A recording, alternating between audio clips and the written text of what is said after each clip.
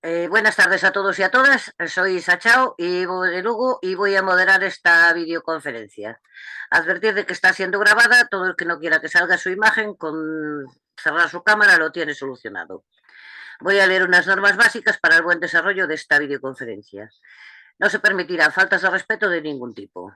Si se produce algún tipo de descalificación o no se respeta el tema del día, se procederá a cerrar el micro a esa persona y si persiste podrá ser expulsada de la reunión. Iré dando la palabra por orden de petición, según vayáis levantando la mano en el botón situado en la parte inferior de la pantalla. Si no lo encontráis, podéis pedirla a través del chat. Cuando os nombre, aseguraros de tener el micro abierto. Dispondréis de 2 minutos y os avisaré cuando os queden 30 segundos. Debemos evitar las repeticiones e iremos directo al grano para intentar agilizar y dar opción a más intervenciones. Daré la palabra, en primer lugar, a todas aquellas personas que intervengan por vez primera y luego, en función del tiempo restante, daré paso a las segundas y así sucesivamente. Esperamos que todo transcurra de una forma correcta y provechosa para todos y todas y empezamos dando la palabra al compañero Manuel Colinas. Adelante, Manuel. Hola, buenas tardes, compañeras y compañeros. Muchas gracias por vuestra asistencia y muchas gracias a Luis Salvador por atender a nuestra llamada y estar aquí de ponente en esta nueva videoconferencia. Antes que nada, recordar que tenemos un nuevo asesinato por violencia machista reconocido por el Ministerio, que es de una mujer de 29 años con las siglas ABF, que fue el 19 de mayo de 2024 en Esparreguera, en Barcelona. No existían denuncias previas por violencia de género contra el agresor. Y según informa Igualdad en su comunicado en este último caso, la víctima tenía una hija menor de edad, con lo que ya son 11 los menores huérfanos que por violencia de género este año 444 desde el 2013. Con esta mujer son 11 ya las mujeres asesinadas por violencia de género en 2024 y 1.255 las víctimas mortales asesinadas por violencia de género desde el 1 de enero del 2003 hasta el día de hoy. Bien, pues habiendo hecho este recordatorio de justicia y diciendo una vez más que basta ya, iniciamos la presentación hoy de esta videoconferencia y del ponente, de Luis Salvador Fernández.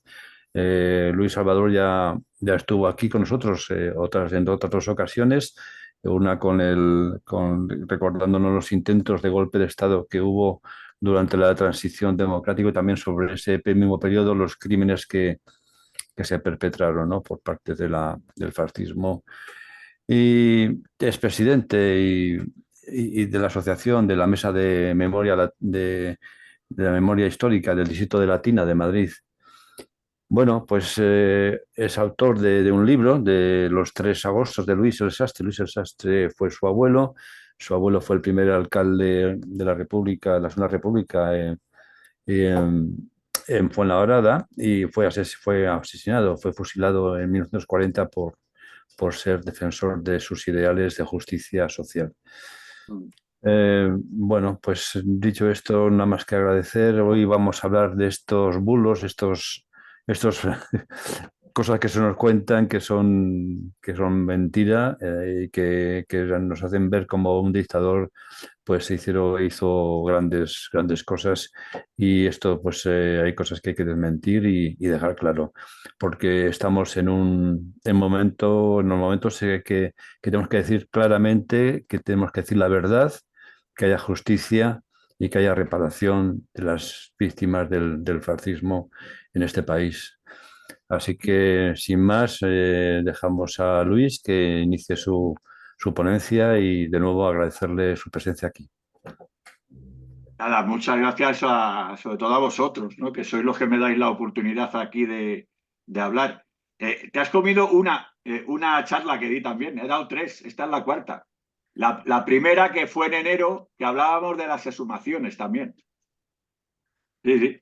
Pero bueno, hoy vamos a dar una charla anticuñaos y antibares, ¿no? Porque cuando estás en el bar siempre hay el típico listo palomeras que te suelta alguna chorrada de lo que hizo Franco y tal. De hecho, nosotros en nuestra asociación tenemos un programa de radio que hacemos todos los miércoles, que se llama Conservando su Memoria.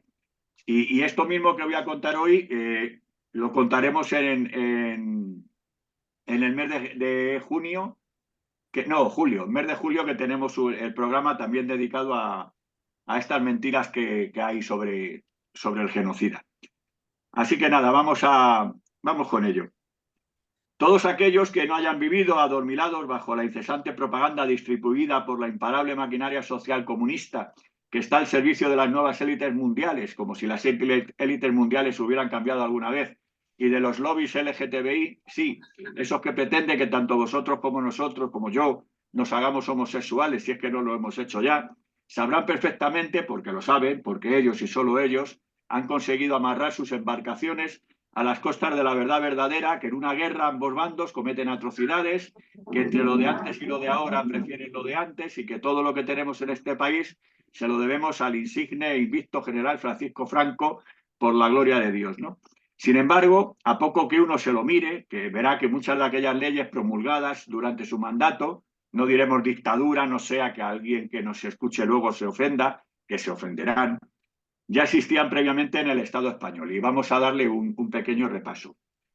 Todo esto viene a partir de un hilo en Twitter que hicimos un compañero de Izquierda Unida y yo, y que publicamos en la cuenta de mi asociación en Twitter en agosto del año 18.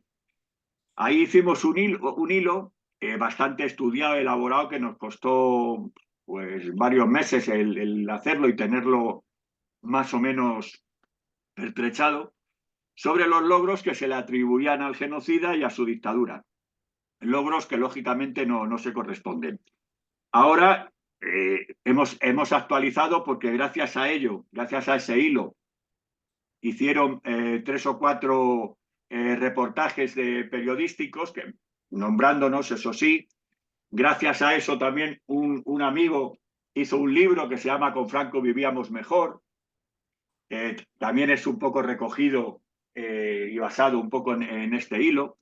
Y entonces, bueno, como os he dicho, para los que estéis cansados de propaganda, noticias falsas y queráis darles datos a los cuñados, pues aquí vamos a contar un poco la verdad. La que más nos dicen siempre es que Franco creó la Seguridad Social. Eso es mentira. Franco se apropió del nombre de Seguridad Social, aunque el origen de las políticas de protección social es muy anterior a la dictadura. Fue el gobierno liberal de José Posada Herrera en 1833 el que creó el primer organismo público, que se llamó Comisión de Reformas Sociales, cuyo objetivo fue estudiar medidas para mejorar la penosa, precaria y crítica situación en la que se hallaba la clase trabajadora en España.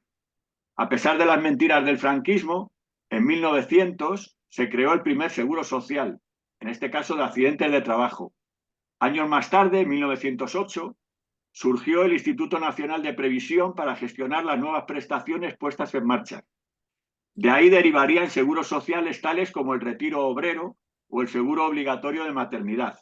Esta labor continuaría en la Segunda República con la instauración del paro forzoso, y toda esta legislación social generó un rápido incremento del gasto social que, cuando Franco accede al poder tras el golpe de Estado en 1936, se detiene. Otra de las falacias que cuentan es que Franco no creó el seguro obligatorio de enfermedad. El primer proyecto sobre incapacidades laborales data de 1932, al inicio de la Segunda República. En 1935, el Gobierno de la República crea una comisión oficial con el objetivo de implantar un seguro obligatorio por enfermedad, que desembocó en la Ley de Bases de Enfermedades Profesionales, aprobada el 13 de julio del 36. Evidentemente, esta ley nunca llegó a entrar en vigor gracias al glorioso alzamiento, ¿no?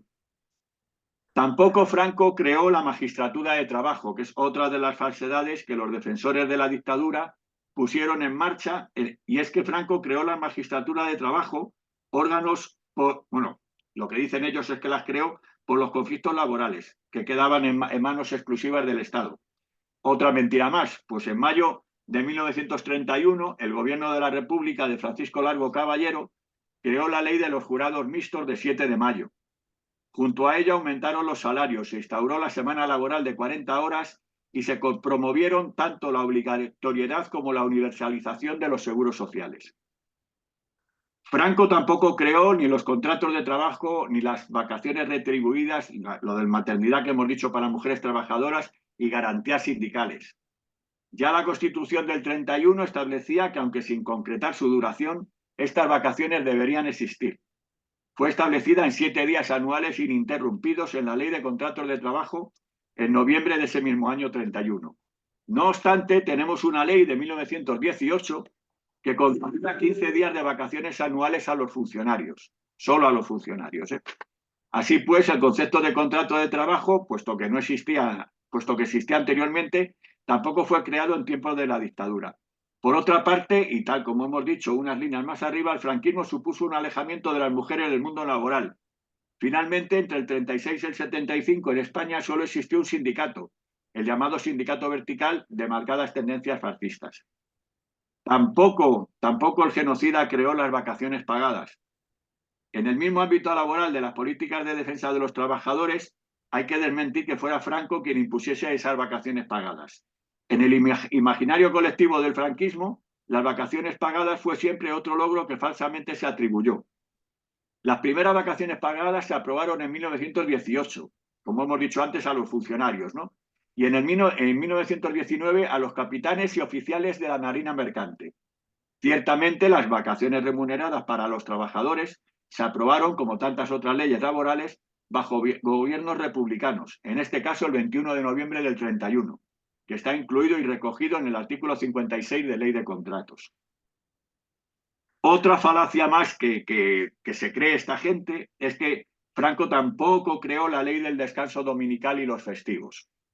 La primera ley de descanso dominical, que establecía el domingo como día de descanso obligado por los trabajadores, fue aprobada en 1904, pero los primeros conatos se remontan a 1890. Esta norma, con uno u otro nombre, estuvo en vigor hasta 2013, siendo presidente el misterioso M. Rajoy. Creo que os suena, ¿no? No lo conocen en la Audiencia Nacional, pero bueno, a mí sí me suena. Incluso hay fotos de él con una camiseta con la selección española que pone M. Rajoy, pero bueno, en fin. Otra de las mentiras que circulan es que creó el sistema de pensiones. Nada más allá de la verdad. La piedra fundacional del sistema español de pensiones se inició también en 1908 al fundarse el Instituto Nacional de Previsión para financiar el retiro de los trabajadores. En 1919 llegó el denominado retiro obrero, por el que cada trabajador abonaba 10 céntimos al mes, mientras el Estado aportaba 1 peseta y los patronos 3 pesetas mensuales. Si el trabajador había cotizado durante 20 años, al cumplir 65 devengaría una pensión de 1 peseta al día, es decir, 365 pesetas al año. Estamos hablando de 1919, ¿eh? Y es en 1931 cuando se recoge constitucionalmente y se desarrolla como un seguro unificado para todos los trabajadores. Franco tampoco creó la ley del seguro de la vejez. El primer antecedente de lo que hoy llamamos jubilación lo tenemos en el Instituto Nacional de Previsión, creado también en 1908, pero gestado desde 1883, con el objetivo principal de promover las pensiones de retiro, tal como podemos leer en el correspondiente artículo de Wikipedia, pero bueno, ya sabéis cómo es Wikipedia, ¿no? Pero bueno, esto en este caso te lo recoge y está correctamente recogido.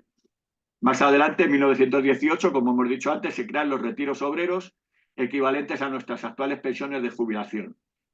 A su disolución en 1978, el Instituto Nacional de Previsión dio paso a varias entidades tales como el Instituto Nacional de la Salud, el de la Seguridad Social, etcétera, etcétera. Tampoco creó ni la paga extra de Navidad ni la de verano.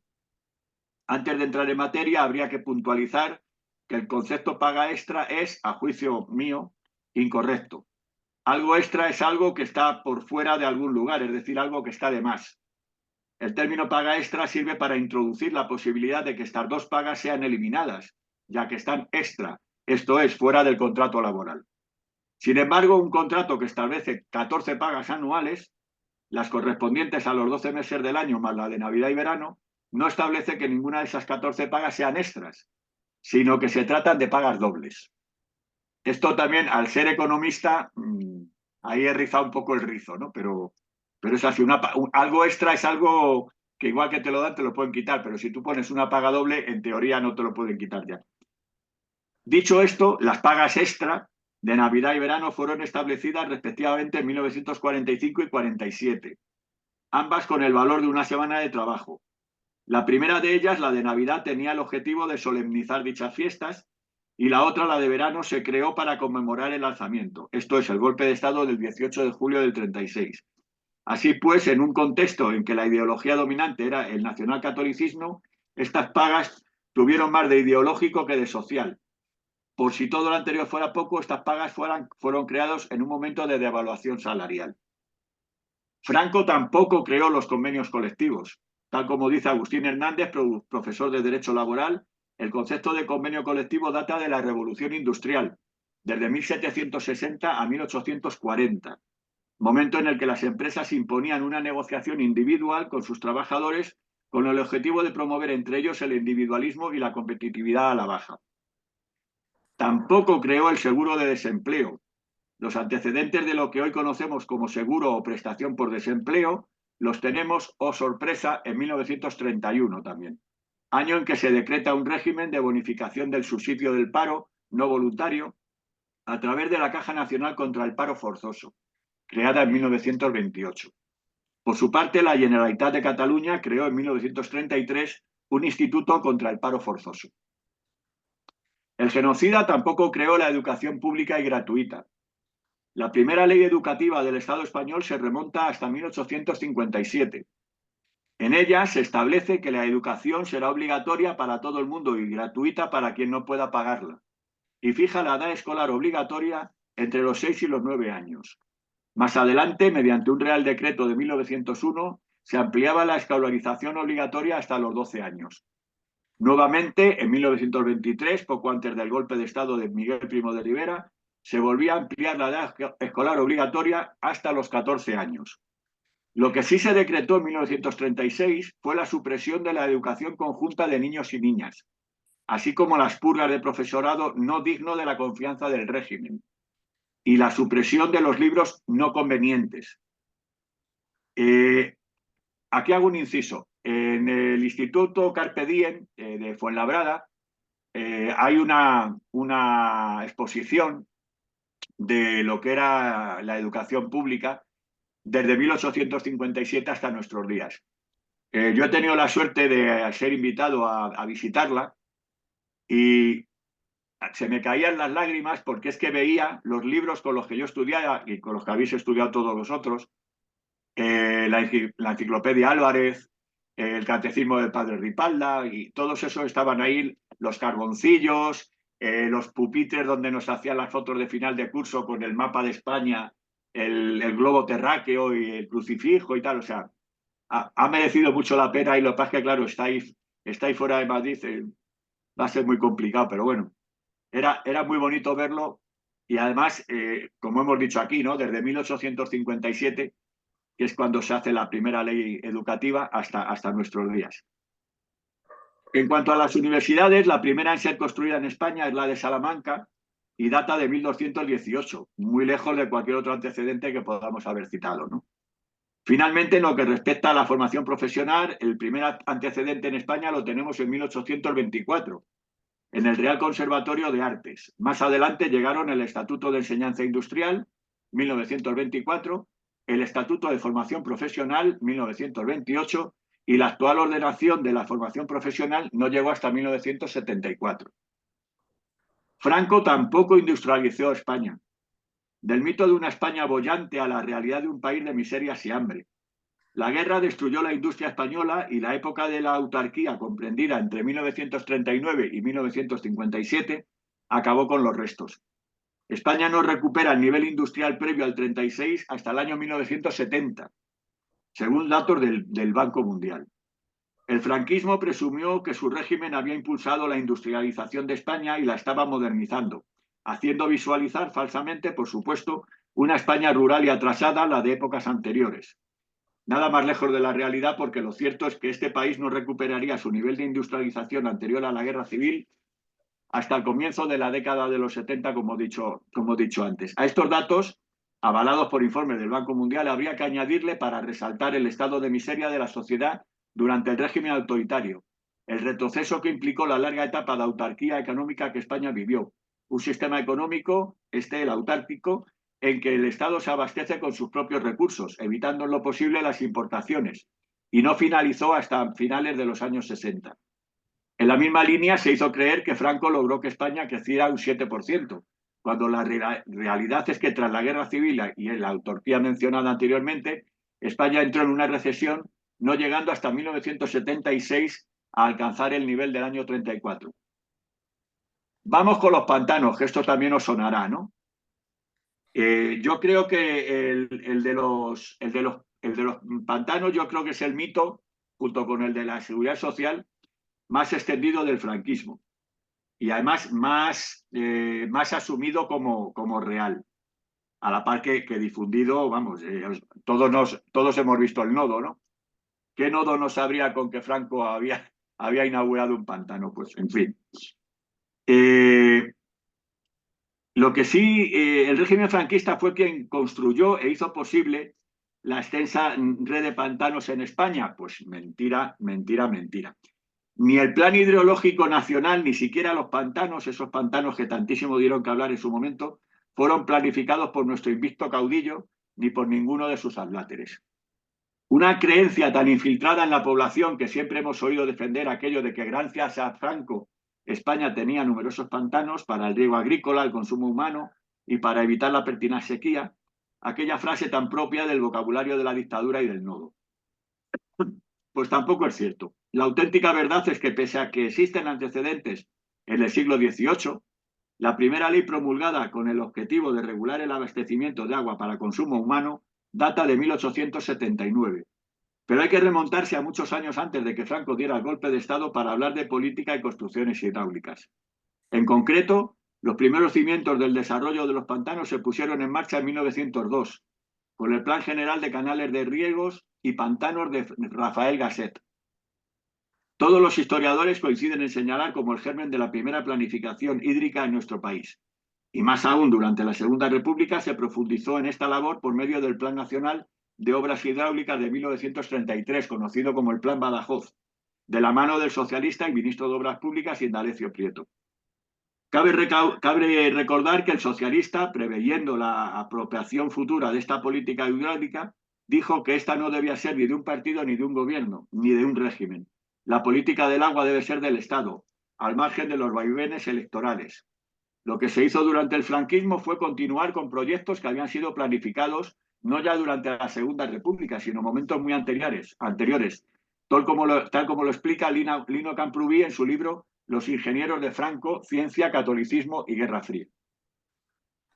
Otro mito también muy manido, pero que es muy fácil de desmontar, es que Franco ni fundó Telefónica ni fundó Iberia. Es un falso imaginario popular al que el franquismo agregó la creación de estas dos grandes compañías, dos grandes empresas que fueron durante años banderas de España. El régimen vendió que tanto Iberia como Telefónica fueron proyectos diseñados y puestos en marcha por la dictadura. Solamente tenéis que tener en cuenta, antes de que os dé más datos, que cuando los bombardeos de Madrid, uno de los edificios más bombardeados de Madrid fue Telefónica, en Gran Vía. Con lo cual, si Telefónica ya existía, es muy difícil que Franco la creara. Pero con todo y con eso lo ponen un poco en duda, de esta gente. Se demuestra con un simple repaso a la historia de ambas empresas. Telefónica se fundó en Madrid el 19 de abril de 1924, durante la dictadura de Primo de Rivera, con la denominación de Compañía Telefónica Nacional de España. Tenía como domicilio social la avenida de Conde de Peñalver, actualmente Gran Vía, número 5, y un capital de 1 millón de pesetas representado por 2.000 acciones ordinarias de 500 pesetas de valor nominal. Ojo, estamos hablando del año 1924. 1 millón de pesetas del año 24. A su cargo estaba el monopolio del servicio telefónico y la participación como principal accionista de la empresa ITT, una empresa americana. Por su parte, Iberia fue fundada el 28 de junio de 1927 por el empresario vizcaíno Horacio Echevarrieta y la alemana Lufthansa, con el nombre de Iberia Compañía Aérea de Transporte. Ello sucedió, al igual que Telefónica, también durante la dictadura de Primo de Rivera, como monopolio del transporte aéreo español. Franco tampoco estableció las primeras ayudas a las familias numerosas. La ley del subsidio familiar fue la primera ayuda económica para esas familias numerosas y se estableció el 21 de junio de 1926, bajo la dictadura también de Miguel Primo de Rivera, a través de un Real Decreto Ley de protección a las familias numerosas de funcionarios públicos y de clase obrera. Y además de una ayuda económica, también suponía la matrícula gratuita en todos los establecimientos de enseñanza oficial. No obstante, el perceptor de estas ayudas era el cabeza de familia, es decir, el hombre. El subsidio creado por Franco en 1938 fue, por una parte, un intento de favorecer la natalidad y, por la otra, un intento de apartar a la mujer del mundo laboral. Franco tampoco creó las viviendas de protección oficial. Tampoco el autoproclamado caudillo fue el autor de la creación y la construcción de esas viviendas.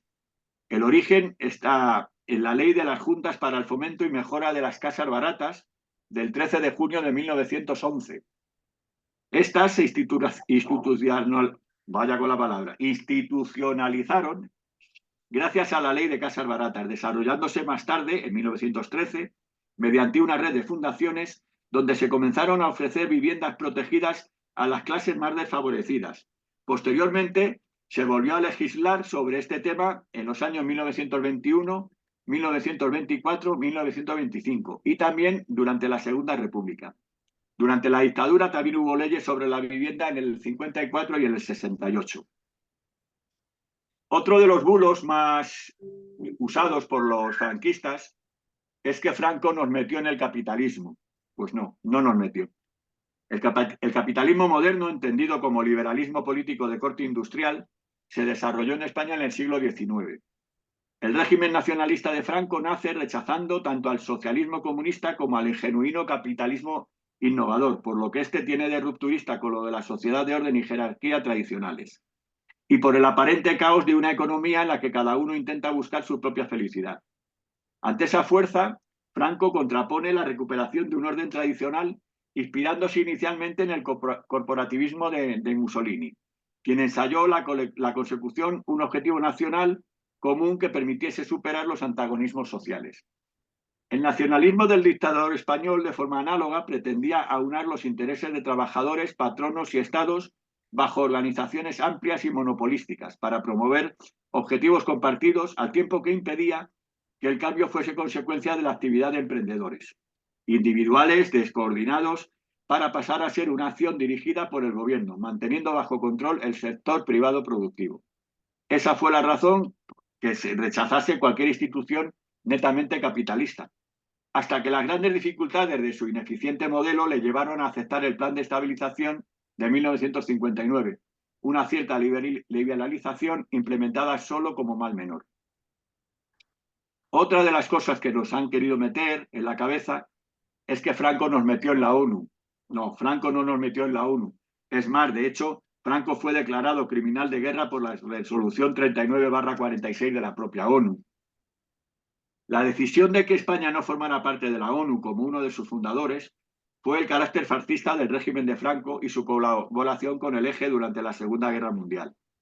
La ONU bloqueó la entrada de España por ser una dictadura 10 años.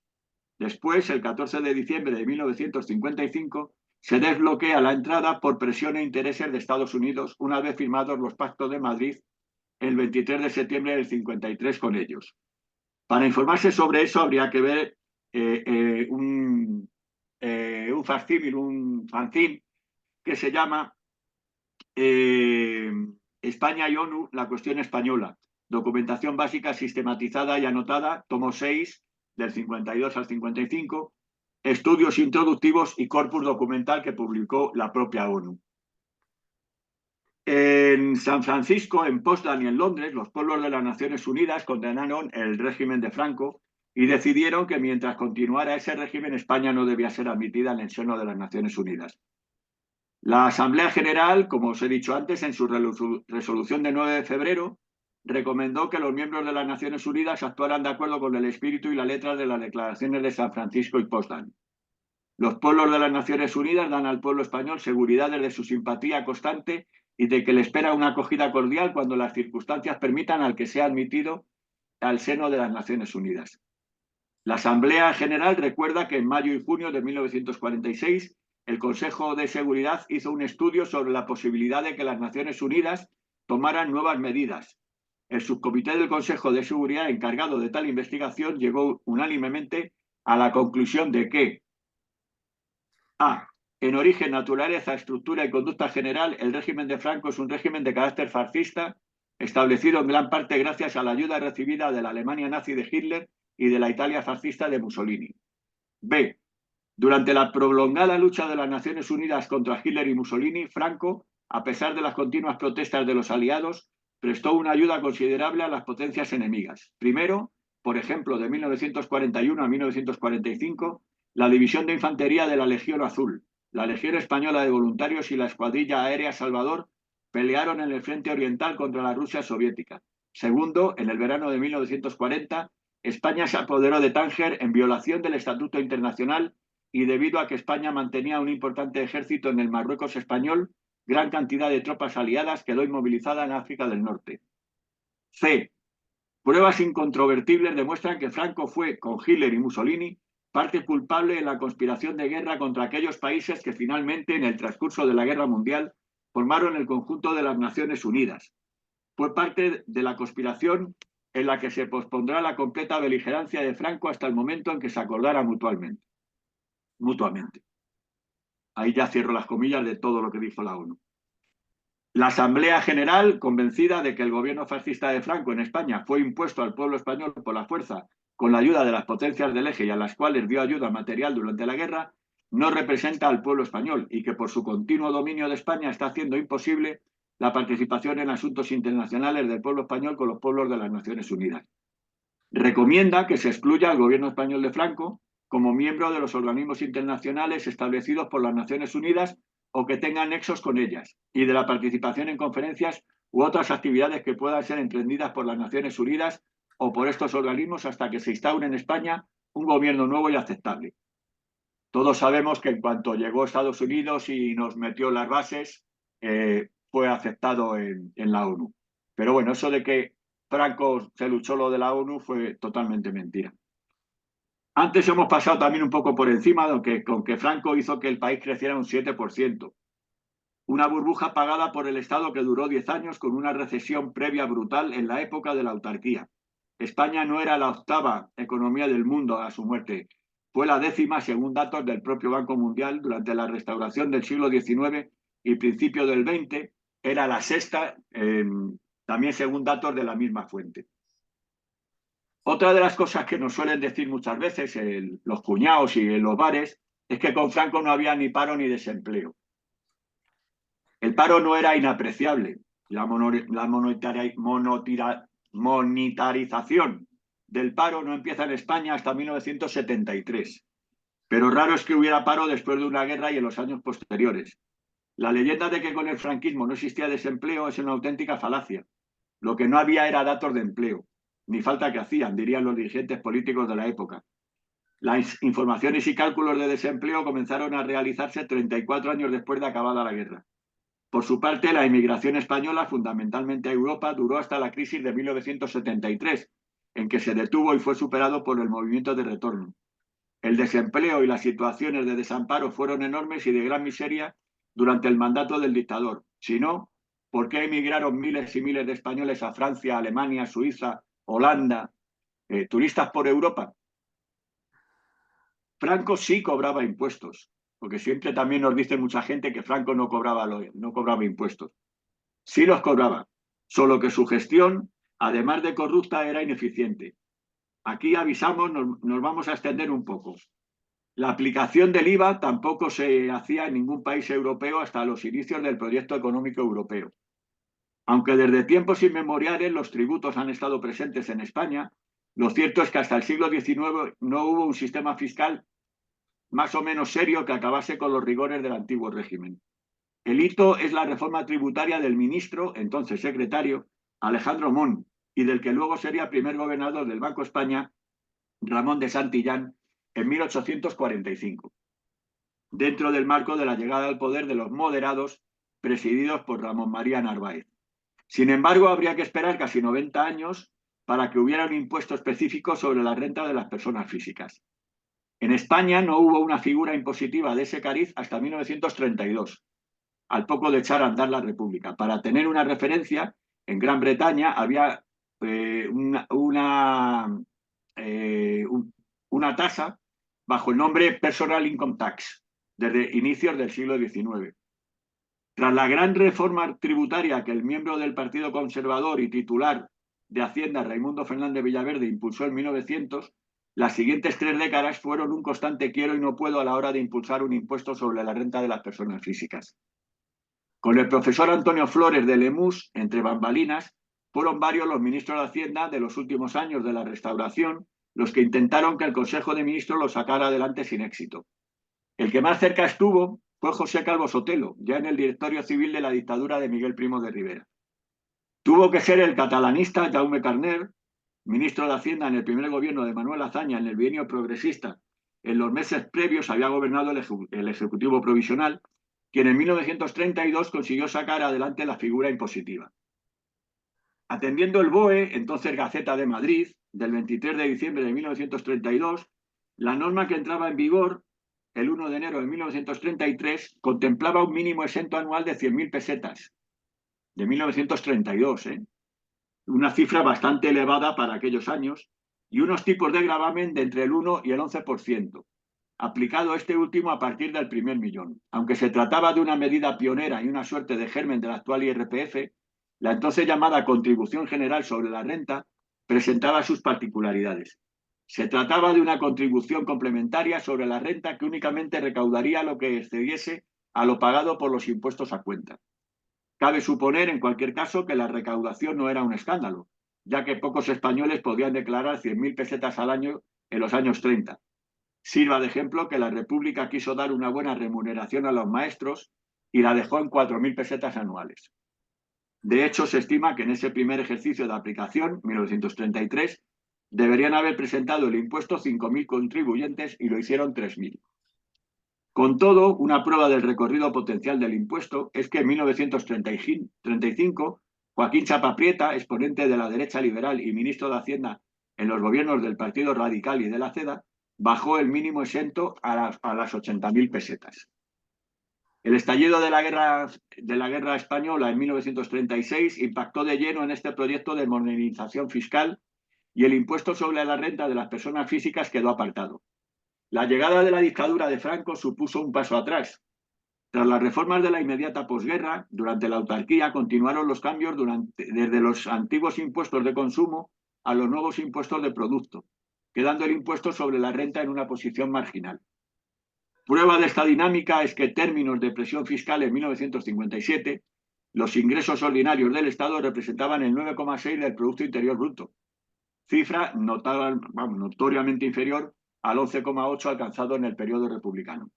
No sería, otra vez más, hasta la década de los 70, cuando el impuesto sobre los rendimientos del trabajo cobrase más relevancia y supusiera un porcentaje más grueso de los ingresos del Estado. La llegada de la democracia y acontecimientos, como los pactos de la Moncloa en el 77, fueron las bases del actual sistema tributario. Sería la ley del ministro de Hacienda, Francisco Fernández Ordóñez, en el gobierno de Adolfo Suárez, la que pondría los cimientos del actual IRPF, con permiso de las posteriores y sucesivas reformas, además de los traspasos a las comunidades autónomas. Como hemos dicho antes, Franco tampoco dejó España como una octava economía global. Según el Banco Mundial, España era la 10ª cuando murió. Antes de la guerra, durante la restauración del 19 y principios del 20, era la 6ª, según la misma fuente. De todos modos, dentro de este punto podríamos debatir horas sobre datos económicos. Lo que está claro es que tras una brutal guerra que destruyó el país, solo quedaba construir. Sin embargo, España no recupera los niveles de industrialización previos al 36 hasta el año 70, según el Banco Mundial. Así que Franco tampoco industrializó España. Y ya con esto acabo. Después de todo esto, parece ser que la sopa de ajo ya se había inventado mucho antes del golpe de Estado del 18 de julio de 1936 y que el franquismo, lejos de estar plagado de brillantes mentes benefactoras de la humanidad, encabezadas por la aún más brillante y aún más benefactoramente del caudillo de España por la gracia de Dios, simplemente se limitó a continuar lo que ya se había puesto previamente en marcha. Podrán decirnos entonces que el franquismo no supuso un contratiempo para el desarrollo de España, puesto que habríamos tenido más o menos lo mismo. No me entretendré más en refutar una afirmación que es meramente especulativa. En otros campos, tal vez la diferencia hubiera sido imperceptible, pero en temas de educación, rotundamente no. Lo que estoy seguro que no hubiéramos tenido es el dudoso honor de haber acumulado unos cuantos miles de desaparecidos durante el franquismo, cuya investigación a día de hoy aún es nuestra asignatura pendiente. Vaya chapa que os he dado, compañeros. Ahora os toca hablar a vosotros un poquito. Un aplauso por tu gran explicación, ¿vale? Bien, antes de que empiecen a animarse a levantar la mano, te voy a decir que hay alguien que no está de acuerdo contigo porque el compañero Manuel Alonso, con lo que has dicho de que la primera universidad, Manuel Alonso te escribe que la primera universidad de España fue la de Palencia en 1212. ¿Vale? Tomamos nota. Vale. Valencia 1212. Vale. ¿Vale? Bueno, pues ahora a ver quién se anima a intervenir en primer lugar. Después, bueno, yo ya he dado la lata, entonces ahora a ver quién va. Aquí siempre no sé qué pasa, que cuesta arrancar el... A ver quién se decide. En cuanto uno levante la mano, luego van todos juntos. Después van todos seguidos. Arroyo, abre tu micro y adelante. Sí, bueno, yo sé en relación con las universidades. La primera no fue por Córdoba o algo así. Me suena, ¿eh? Con Averroes y toda esta gente. Claro, ¿no? Pues quizá también. Estamos hablando de la península, claro. Claro. Sí. Bueno, realmente estamos hablando del Estado español y claro, aquello... Sí, pero vamos, tienes razón, como península... Claro, en 1100 no había Estado español tampoco. Claro. Ni en 1400. Sí. Bueno, me lo voy a apuntar también. Bien, ¿alguien más? ¿Más aclaraciones o más preguntas? Francisco, abre el micro, por favor. Disculpa, no me di cuenta. Luis, muchas gracias por darnos tantos datos como siempre. Yo te lo agradezco mucho, pero como siempre te voy a hacer la misma pregunta. Porque aparte del libro que has recomendado, Con Franco vivíamos mejor, donde vienen muchos datos, ¿nos puedes dar algo más de bibliografía para tener todos estos datos a mano que podemos manejar y algo que tengas por ahí? Pues sí, este libro que has recomendado y algo más, si puedes. Vale, es que son muchos. Son muchos, no los tengo aquí todos. Son muchos los libros que hemos estudiado, tanto el compañero ya me imagino. y yo. Me imagino, pero bueno, yo es pedirte por recabar datos, sí. ¿Me entiendes? Me lo apunto. Es una relación, me la pasas y yo se la hago llegar. Por eso lo voy a apuntar. Perfecto, muchas gracias. Nada. Bien, ¿alguien más?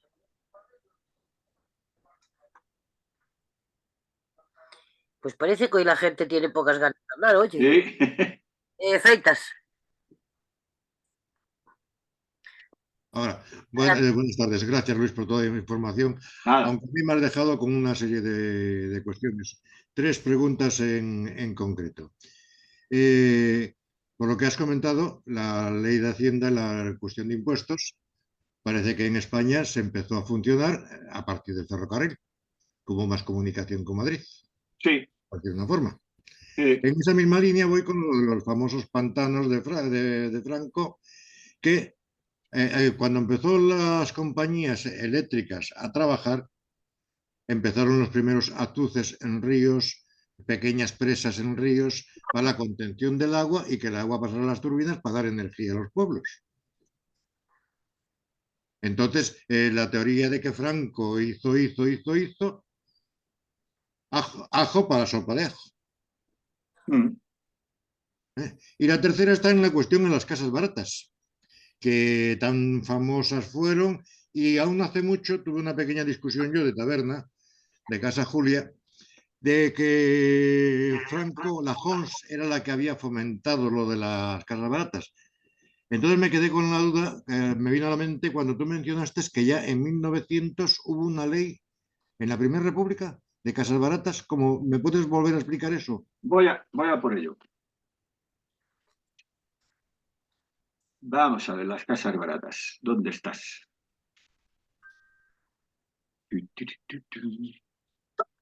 Pues todos estos datos de memoria no los tengo en la cabeza, porque si no...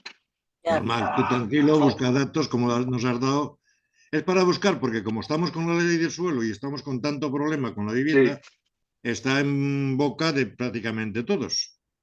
Y entonces a lo de las casas baratas, como yo vivo cerca de un sitio donde se construyeron 400 casas baratas y está con lo de la Homs 1954, construcción de estas casas para los pobres. Además que te puedo hacer la foto de la placa que hay ahí, que no sé por qué coño no la han sacado, pero bueno, como recuerdo. Y de ahí, a partir de ahí es que empezaron a decir de que fue Franco el que hizo las casas baratas. pero es que Yo no quería decir, a lo mejor lo que están confundiendo es el término las casas baratas con la ley que he sacado, que es donde están las chapitas con el escudo de Falange, que sí. ahí lo que hacían era promover una serie de viviendas, pero nada más, no baratas ni caras. Hicieron viviendas pues como se están construyendo ahora, pero no eran muy baratas que dijéramos. Espérate que ahora no encuentro aquí lo de las casas baratas. A ver,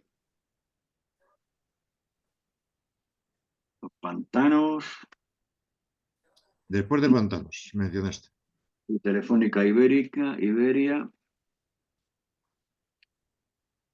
las VPO aquí. Las VPO. Sí, el 13 de junio de 1911. La ley de las juntas para el fomento y mejora de las casas baratas. Del 13 de junio de 1911. Bajo dirección gubernamental de Primo de Rivera, no, Primo de Rivera fue No, del Primo de 14. Rivera no. Desarrollándose más tarde en 1913, mediante una red de fundaciones. O sea, Bien. vamos a ver. Espera.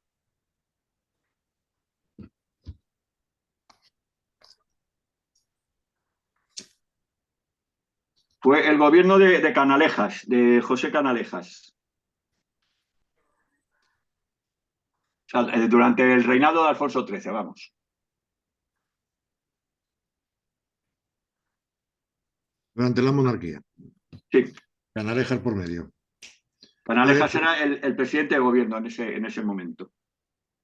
Bien, sobre estos datos busco yo ya después. No te, Vale. digamos con las Lo preguntas que sí tienes puedo por aquí. hacer, es mandarle a Isa todo lo que he leído, Vale, para que luego Bien, os lo pase a vosotros y lo sí. tengáis ahí para cotejar. vale, Bien, fantástico, fantástico. Vale. genial. Bien, Constant Villanueva, abre el micro, por favor, y adelante. Ahora. Hola, buenas tardes. ¿Se me oye? Sí, Sí. perfectamente. Que la otra vez que he estado en la ESA no lograba abrir el micro. Bueno, mi consulta era para decir si las 8 horas laborables había sido con el conflicto de la canadiense, se habían conseguido Sí. con el conflicto de la canadiense. Sí, tal cual. Directamente. Otra cosa, que los pantanos, que no se nos debería de olvidar, que los que hizo Franco lo hicieron con presos políticos. Sí. Así que nosotros tenemos parte ahí, ¿no? Hombre, toda. Eh, Parte no, tenemos toda. quiero decir, para estas empresas que están ahora en el IBEX y en eso, que van con de electricidad verde y demás, que eran Roja Igualda. Exacto. Exactamente.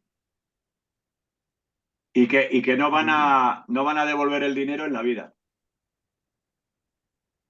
Bueno, pero habría que pedírselo, ¿no? Ya. Pero que se lo pidas, da igual, porque te van a poner la excusa de que esas empresas ya no existen, porque han cambiado de nombre, de dueños y de todo. Pero que haya que pedírselo, por supuesto. Lo que pasa es que mientras no se derribe el régimen del 78, no se va a hacer nada. Yeah. Estando el PSOE ahí, no se va a hacer nada. Y el PP menos, claro. Ya. Pues nada más. Gracias, Constán. Muchas gracias. Katy Méndez, abre el micro, por favor. Hola, buenas tardes. Bueno, Hola, aparte Katy. de que todo esto es muy interesante y que sí que me gustaría recibir el texto completo, vamos, no el texto, la cronología de todo esto, voy a contribuir a un diálogo de taberna, porque yo he vivido personalmente en un autobús una pareja de pues más o menos mi edad o un poquito más, comentando, pero muy fuerte. Era una conferencia para todo el autobús de todo lo que hizo Franco. Y después de haber evitado los pantanos, la seguridad social, cuando llegó a la seguridad social ya no pude más y bueno, le toqué así un poquito en el hombro y le dije muy bajito, no señora, aparte de todo lo que ha dicho hasta ahora, no. La seguridad social, le puedo decir, en 1901 la caja nanana, se levantaron los dos haciendo aspavientos, cruzando las manos para no verme la cara, diciendo, pare, pare, conductor, por favor, esta señora, a mí me han dicho que, bueno, un escándalo. Sí, y luego hoy hemos recibido en la asociación un vídeo de una de las compañeras a propósito de un concurso televisivo. Yo como no veo la televisión, no sé cuál es el concurso, ¿eh? Están haciendo preguntas a dos jóvenes y no quiero decir nada de los jóvenes porque hoy lo tienen muy difícil, ¿eh? Todo esto que venimos diciendo yo también la primera y me he dado cuenta que lo tienen tan difícil, pero es que les hacen preguntas que no podían ser, bueno, dando pistas, la pregunta no sé cuál era, la verdad, pero era hablando de la guerra de España. La respuesta era la guerra civil. Sí. Debía ser el periodo 36-39. Les dan pistas. El Sí. cuadro de Guernica, dicen pasionaria, una cantidad, no podía, pues no. Las respuestas que daban los pobres, bueno, seguro que no ganaron el concurso. El concurso se llama Ahora Caigo. Vale, pues Que nada, lo presentaba Arturo Valls. No lo miraré, seguro. Pero quiero decir, ¿tienen la culpa esos críos o tienen la culpa que los manuales de texto? Claro. ¿Qué les han contado? ¿Cuántas horas han pasado sobre ello? La pregunta era algo así como, le dicen alzamiento. La palabra solo del monitor o del animador, alzamiento, pero ¿qué es esto? Pero fue un golpe de Estado. Quiero decir, todo, ya no es ni una vergüenza, es sobre todo la pregunta, la ocultación, el olvido sistemático que yo desde luego sí, la palabra alzamiento nacional, glorioso alzamiento nacional, Franco generalísimo por la gracia de Dios, nana, eso sí que me lo tuve que aprender a los 8, a los 9, a los 10 años. Pero estos últimos 40 años, ¿qué hay en los manuales? Antes todo estaba pervertido, pero es que ahora yo creo que no hay nada. Nada. Se habla mucho más de cosas de que pasan a 10.000 kilómetros de aquí que de lo que vivimos. Era solo esto, un comentario. Sí. Además, para mí. Tú ten en cuenta, mira, ayer presentamos un libro de Eduardo Montagut, que es profesor catedrático de la universidad, historiador, y una de las cosas que salió precisamente, bueno, y en muchas más charlas y presentaciones, es el tema de la cultura. Los currículos no llegan prácticamente a la guerra, o si llegan, la pasan muy de soslayo, porque los profesores no quieren meterse en líos, porque ya han tenido algún lío en escuelas de haber ido, oye, que los padres hay, sobre todo los de Vox, que qué es esto de que están aquí dando estas cosas y tal. Y entonces había profesores ayer en la presentación, decía que hay compañeros que para evitar líos no lo dan y ya está. Es una pena, es una pena. Hace 2 o 3 años, lo dijimos hace poco también no sé si en el programa de radio o en otra presentación, la editorial SM, refiriéndose a Antonio Machado, decía que se fue a Francia a morir, y García Lorca, que se había retirado después de escribir su última obra, La casa de Bernarda Alba, se había retirado a su Granada natal a morir también. Entonces, claro, oyes eso y ¿qué haces? Entonces, si el problema es que la historia que nos han contado es la historia de los vencedores. Nos han contado lo que ellos han querido. A eso añádele el índice de analfabetismo que había en toda esa época, hasta los años 60 o así. Vamos, mira, mi suegra tiene 82 años y no sabe leer y escribir. O sea, yo lo tengo en casa, ¿no? Entonces, claro, todo lo que le decían, pues se lo creían a pies juntillas. Cuando sale la televisión, pues imagínate todo lo que decían. Vas al cine a ver una película y te plantan el nodo. Pues todo eso es con lo que han crecido ellos, y ahora mismo lo estamos desmontando todo porque ahora ya tenemos archivos abiertos, otros no, porque a mí me gustaría que abrieran todos los archivos, pero igual que la ley de secretos oficiales, que es otra cosa que deberían abrir, pero nada, entonces mientras eso esté así, yo sigo diciendo lo mismo, mientras el régimen del 78 siga en vigor, vamos a ir andando pasitos muy cortitos, muy cortitos. Nuestra compañera decía, pero bueno, sus abuelas, sus abuelos no les han contado nada. Y no, claro que el miedo, el terror que impuso el régimen para proteger incluso a sus hijos, esos abuelos y abuelas no contaron nada. Y yo creo que poco a poco se convencieron de que no había pasado nada, porque es imposible si no. Pero bueno, ahí lo dejo. Sí, tal cual. Gracias, Ketty. Gracias. Arturo Manuel. Pensaba que le tocaba a Mario primero. Es que Mario, como ya intervino antes, te pasé a ti primero. Vale. Buenas tardes ante todo. Muchas gracias, Luis, por tu información. Mi pregunta es en relación de lo de las viviendas. Lo de las viviendas es que resulta, yo la zona donde vivía, estaban los pisos de INTA, que los había dado por mediación de INTA. Estaba también una barriada que se llamaba la barriada de Zapatería, que también eso era la misma empresa que había dado viviendas. La ciudad Pegaso era la misma empresa que había dado viviendas. También cerca de donde está las estas de casa, ahí en San Fernando, yo es que ahora ya no estoy viviendo por la zona esa, pero vamos, he estado toda la vida ahí. Entonces, al lado de San Fernando, donde la fábrica de casa, había una empresa que no sé si era de tornería o qué era, y esa tiene también sus viviendas. Un tío mío en Majadahonda tenía en el poblado, que lo ponía la empresa. Todo eso que se mueva, el Estado dinero, las empresas tenían unas subvenciones, pasa como con todo, es que aquí ha habido unos mamoneos, como una anécdota que me contaron de que llevaron al rey, el emérito, a Pegaso, a una demostración de camiones y tal, y resulta que terminó la reunión y el tío se puso como un niño a llorar, que dónde estaba su camión, que quería su camión. Pues no, me lo contaron. Y entonces todo eso, hay sus mamoneos por todos lados. Entonces, ¿sabes tú algo de eso?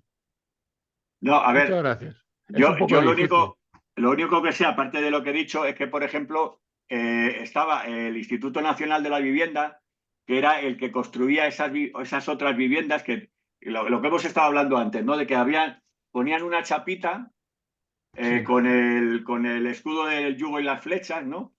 Y que ponía Ministerio de la Vivienda, Instituto Nacional de la Vivienda. Esta casa está construida o acogida a los beneficios de la ley de 15 de julio, creo recordar, de 1954. Entonces, sí, esas efectivamente esas las construyó Franco. Pero no eran de protección oficial. No eran de protección oficial. Las construían.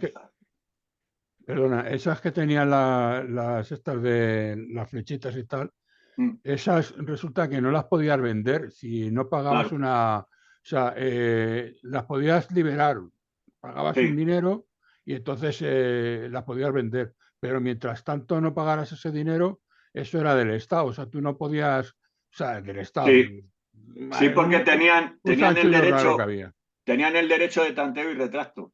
Exacto. Y si tú lo vendías, y ellos se enteraban, no solamente le quitaban la casa al que te la había comprado perdiendo todo su dinero, sino que a ti encima te metían en la cárcel. Pues mira, con estas plaquitas tenemos una anécdota nosotros en la asociación, porque cuando empezamos, que hace ya 7 años, éramos la mesa de memoria histórica de allí del distrito con los foros locales de Manuela Carmena, y una de las cosas que hicimos fue una redada por todo el distrito buscando las calles donde había placas de estas. Hicimos un listado para que les enviaran una carta para retirarlas y tal, de acuerdo con la ley Zapatero. Hicimos un listado de 230 y tantas casas, me parece que recordar que eran. O sea, y estamos hablando de hace 7 años, o sea, del 2017. Y todavía existen en el distrito mío de Latina, de todo lo que ocupamos, 230 y tantas casas que lo tenían. Y eso, a ver, y encima está con el escudo de Falange, o sea, que es que, aunque sea legal el partido, pero según la ley de Zapatero y según la ley actual, hay que quitarlo. Sí, por el tema de la memoria histórica. Claro, ¿se quitarán? Lo dudo, pero bueno. Sí, bueno, pero allí ya te digo, en los que de Torrejón de los de INTA tienen el ese de las flechitas o tienen el ese del martillo y la espiga, que era lo de, no me acuerdo de qué ministerio, sería el trabajo, me imagino.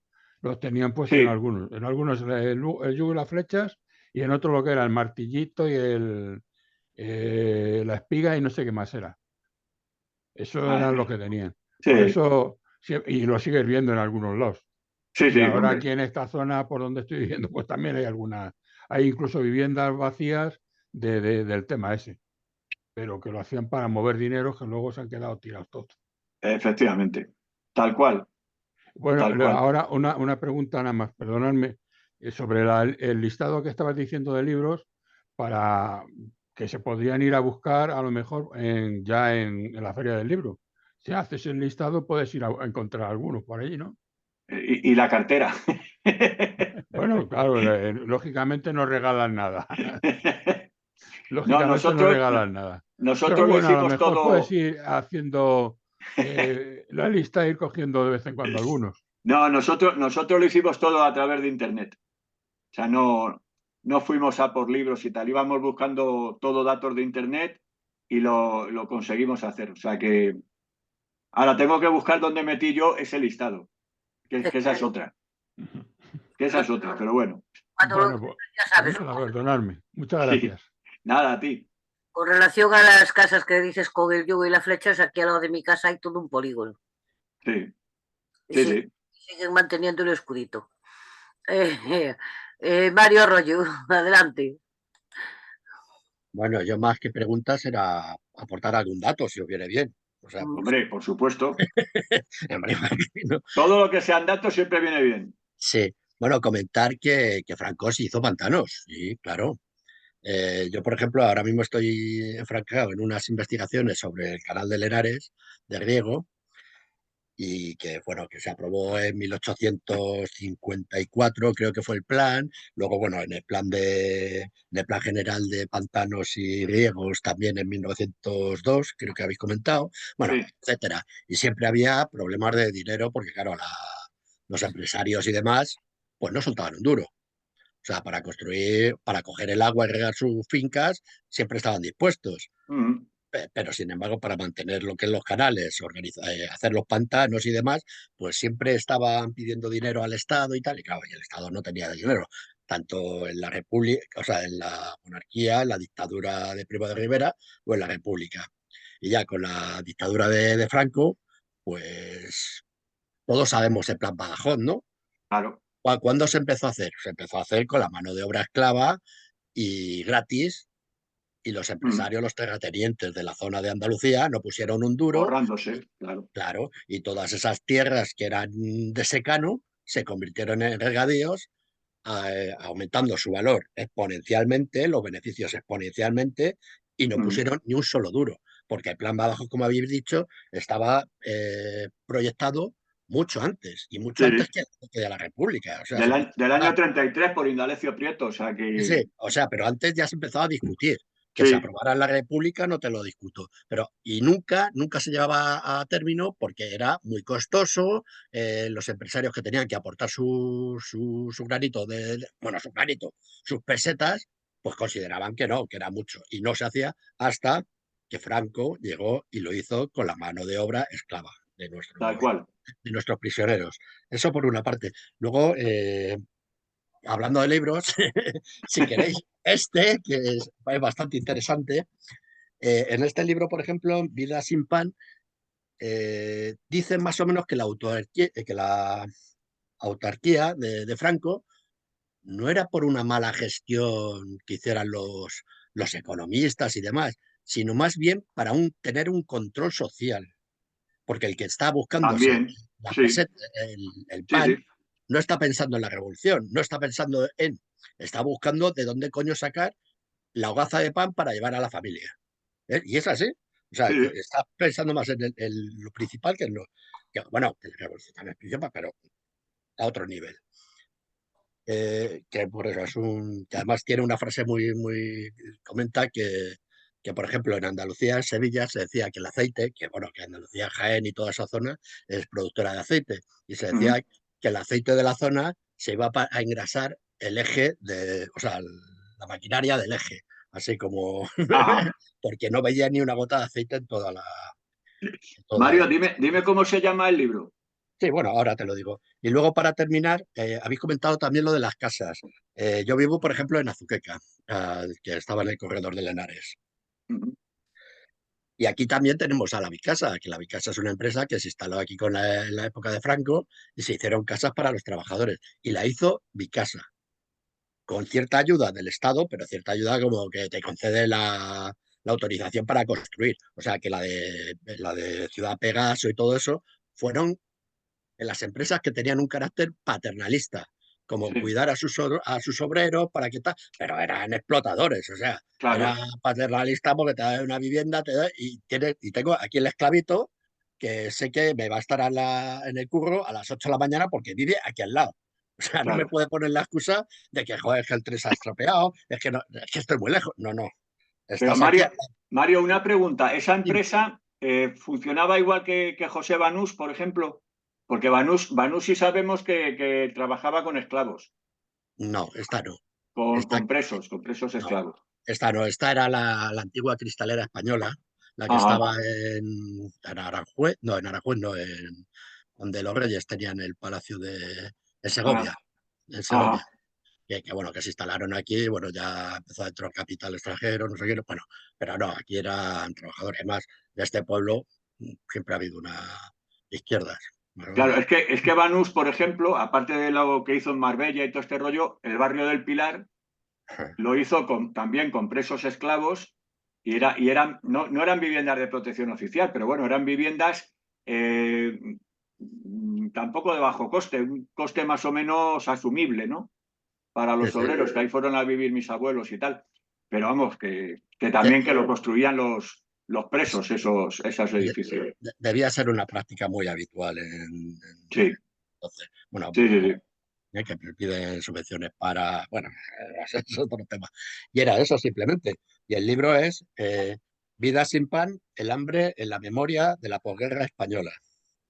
Vida sin pan. Bueno, lo escribo aquí y así lo coges todo. Vale, venga, sí. Y seguimos comentando. Vale.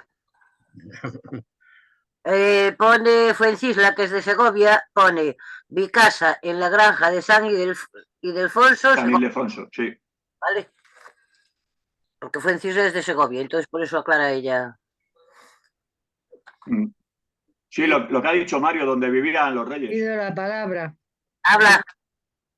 Porque no has leído lo de arriba. Por eso. ¿Tienen a disposición libros? ¿Cómo va eso? ¿Se pueden pedir autores? ¿Se pueden ofertar libros a las bibliotecas públicas por parte de los autores? ¿Qué? Repite. Se pueden, sí. Espera, que me he perdido. Sí, es que lo tengo mal planteado, lo tengo mal escrito. Claro. Porque, bueno, algunas bibliotecas tienen a disposición libros de todos los autores. Sí. ¿Cómo va eso? ¿Se pueden pedir autores? Es decir, yo puedo pedir un autor en la biblioteca y me lo pueden encontrar. Sí, ¿Vosotros claro. podéis ofertar a las bibliotecas cualquier libro y que los tengan a disposición? ¿Cómo ¿Cómo va eso? ofertarlo? Es que Sí, no termino de donarlos, entender. donarlos Ah, a las donarlo, sí, bibliotecas claro. públicas. Claro, ¿Se claro. puede? Sí. Claro, es que ofertar y donar no es lo mismo. No, claro, Por indudablemente no es eso, lo mismo. por eso no te entendía. No, Sí, no, no, tú puedes llevar indudablemente. allí a cualquier biblioteca y donarlo. Bien. Y luego, igual, tú puedes preguntar en la biblioteca por libro o por autor. No, no, eso ya lo sé. Lo Mm, que quería saber es si los libros que se depositan en la biblioteca, que pasan a ser propiedad de la biblioteca, ¿no? claro, sí, sí. Se pueden, antes de que estén, yo puedo pedir un libro tuyo, por ejemplo, ¿no? Sí. ¿Y te lo pueden pedir a ti? No, no, eso no. Eh, a ver, No, no, a mí no me lo te pueden pueden pedir. O sea, si sugerir a está ti. Esto el no Sí, libro que funciona está en la así, ¿eh? biblioteca es de la biblioteca. ya, vale, vale, vale. No funciona. Francis, lo que dice es que si la biblioteca no lo tiene, si pueden ponerse en contacto contigo para conseguirlo. Por Ah, bueno, ejemplo, sí, eso sí, claro. Claro, Claro. sí. ¿se ha dado el caso? En mi caso concreto, no. En el resto no lo sé. Pues eso. En mi caso concreto, yo sé gente que hemos estado en presentaciones o en otros actos y tal, y si no he llevado el libro, yo se lo he mandado por correo y ya está. O sea, en mi caso concreto, otros autores no sé cómo lo harán. Ya. Bueno, aquí la costumbre ha sido que cuando han estado en una presentación de libro o en una charla cualquiera, generalmente sí que dejan el ponente o el autor En las dejan la bibliotecas, biblioteca. en las Sí, bibliotecas sí, sí, sí, sí. Nosotros las presentaciones las hacemos en una biblioteca pública y sí, sí nos consta de que los autores dejan libros. vale, pues es una manera de acceder a la cultura más barata. Claro. Mm. Gracias. Nada, a ti. Gemma García, adelante. Hola, ¿qué tal? Un saludo a Hola, todo el Gemma. mundo. Hola, Luis. Encantada de veros. Con respecto a la consulta que estabais haciendo sobre las bibliotecas, yo conozco un poco cómo funcionan las del Ayuntamiento de Madrid y si en alguna biblioteca del Ayuntamiento de Madrid existe el título, el libro que queréis consultar, que queréis coger prestado, os le consiguen y os lo traen a la biblioteca que os venga bien o, si tenéis prisa, os podéis acercar, os informan. También a través de su web se puede hacer esa consulta. Y me consta que las de la Comunidad de Madrid también lo hacen, facilitan muchísimo. Luego, si ya queremos que haya algún título que no tenemos, podemos solicitarlo. A ver, sus fondos son limitados porque su presupuesto es limitado. Como podréis entender, gobierna quien gobierna ahora mismo, tanto el ayuntamiento como la comunidad, y hablo de Madrid, no interesa demasiado la cultura y no interesa demasiado gastarse mucho dinero en títulos y menos si son comprometidos. Pero siempre se puede hacer la solicitud y si coincide y nos organizamos y queremos que algún título esté, podemos solicitarlo varias personas y a lo mejor, oye, si se ven en la tesitura de que hay varias personas interesadas, podemos conseguir que lo obtengan para sus fondos. Pues Gracias. sí, la verdad es que sí. Mario Arroyo ya ha puesto en el chat el título del libro, ¿vale? O Sí, sea, lo estaba escribiendo aquí en el cuaderno. vale. Muchas gracias, Mario. Así quien quiera copiarlo, que lo puede copiar. Bien, aquí parece que la gente hoy está... ¿O fue que les quedó todo muy claro con todas las explicaciones que nos has dado? Deseo intervenir, si es tan Nelson, amable. adelante, Nelson. Es que me llamó la atención esta conferencia. Primero, yo hablo desde Colombia, Luis, Sí, sí. y conozco poco la historia del genocida Franco. Muy poco conozco, pues uno se estudia algunos elementos de pronto en la historia contemporánea pero queda uno como insatisfecho. Y su conferencia permite aclarar esas insatisfacciones. Ahora, no las va a resolver todas porque pues, eso es de años y años y volúmenes completos. Pero a mí me llamaba la atención su intervención, era en que uno podrá pensar realmente, sobre todo los españoles que están tan adelantados en conocimiento, en investigaciones históricas, podrán pensar que haya un genocida que sea humano, que piense en la vida, que piense en los derechos fundamentales que están consignados en la propia Carta de las Naciones Unidas.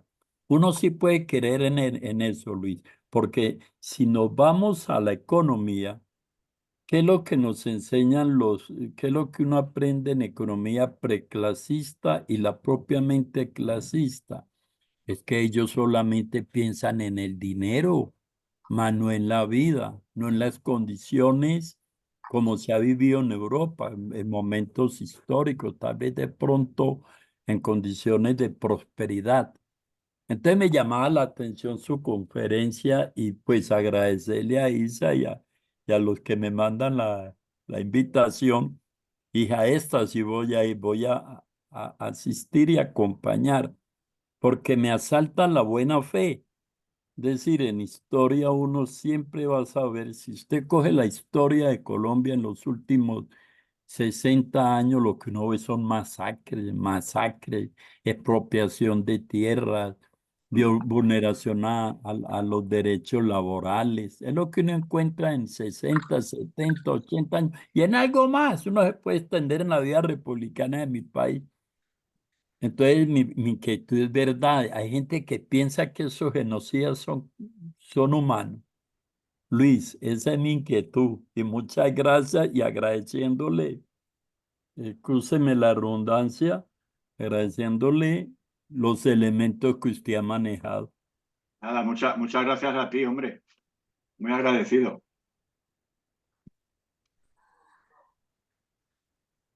Bueno, pues a ver si se decide alguien más, porque parece que hoy están... Sí. Creo que dejaste muy claras todas las dudas. La gente no le quedaron... Alberto, abre el micro, por favor. Tú lo que quieres es que me pongan en un compromiso.